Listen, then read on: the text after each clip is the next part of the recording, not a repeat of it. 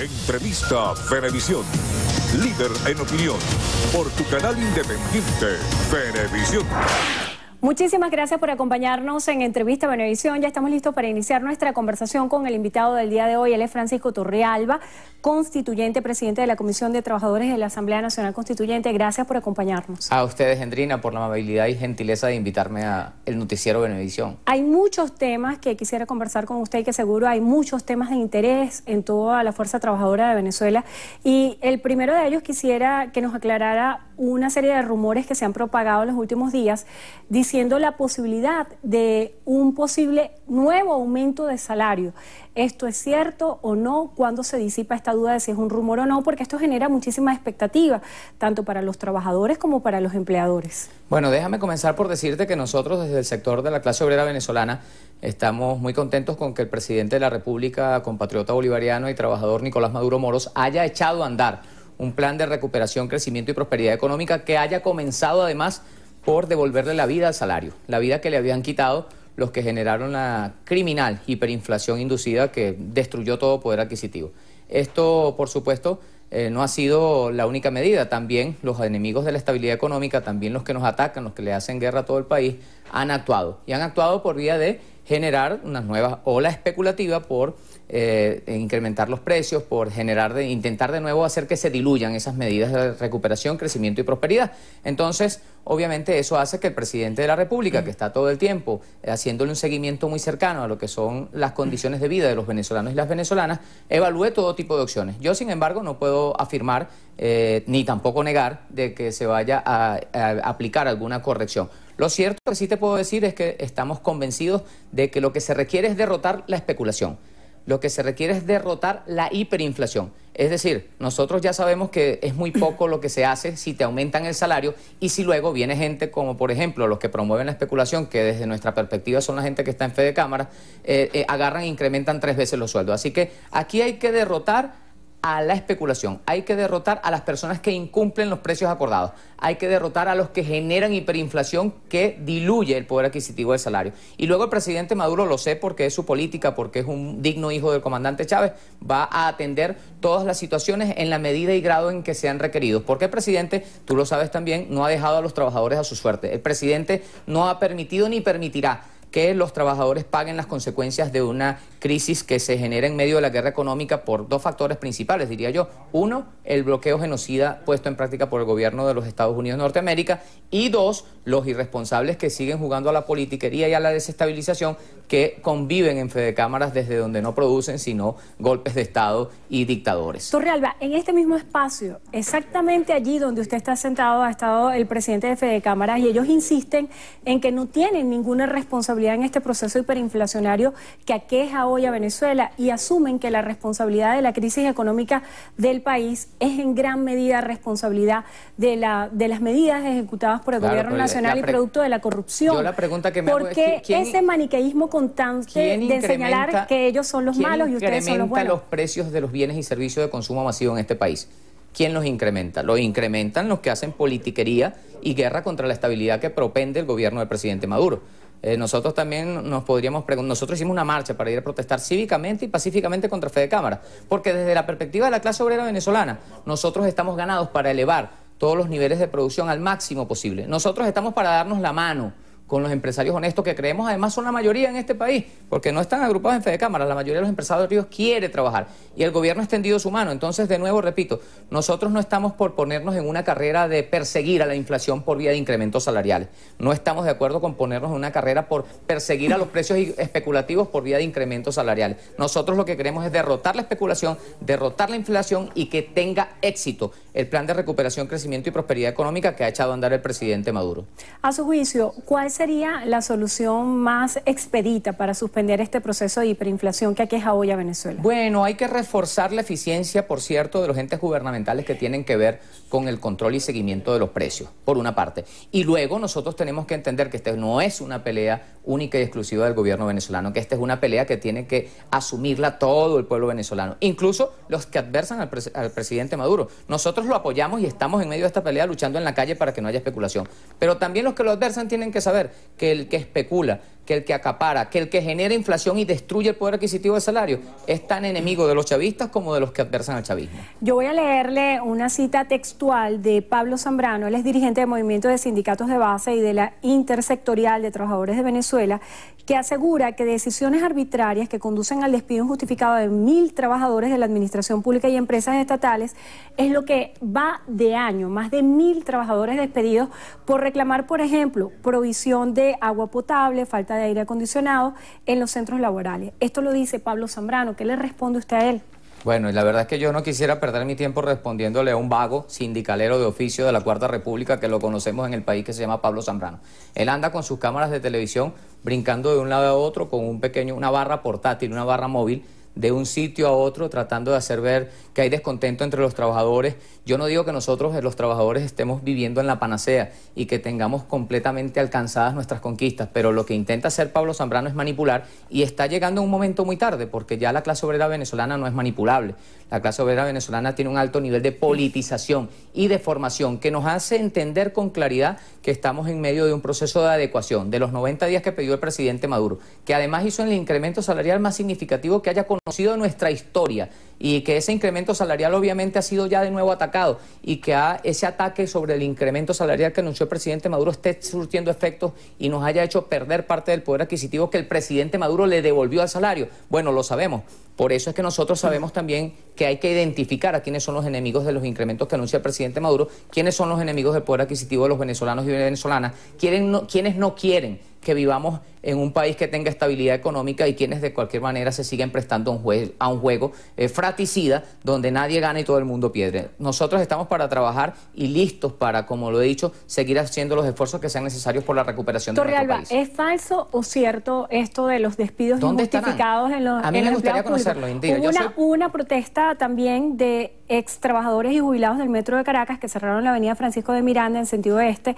Ellos estaban rechazando también esto que consideran despidos injustificados. Mira, nosotros queremos conocerlo. No es cierto, es absolutamente falso que haya 1.000 trabajadores despedidos. Además, esa cifra, ya nada más con la cifra, es tan redondita que es tan redonda como mentirosa. Suena un embuste, pues, pero ese embuste no se lo cree nadie, ni a Pablo Zambrano, ni a los que andan allí. Yo conozco a algunos de los jubilados del Metro, son amigos míos, por cierto, en lo personal, de los jubilados que andan acompañando a Pedro Zambrano, a Pablo Zambrano, algunos de los jubilados de la CanTV, algunos de los jubilados de la electricidad. Son compañeros y compañeras cuyas opiniones son respetables, pero que están siendo conducidos por alguien que intenta pescar en río revuelto, que intenta generar desconformidad, cuando nosotros lo que estamos haciendo en este momento, que ya lo hicimos por cierto en el caso del Metro de Caracas, es revisar todas las condiciones laborales y salariales. Se han adecuado los tabuladores en toda la administración pública nacional, en cada caso atendido de forma específica, en el sector de las empresas básicas, en el sector del petróleo, en el sector de la construcción, en el sector del Poder Legislativo Nacional, que fue abandonado a su suerte por la mayoría de la derecha, que hoy desconduce en desacato ese poder, y nosotros, con la orientación del presidente Maduro, también a los trabajadores de la Asamblea Nacional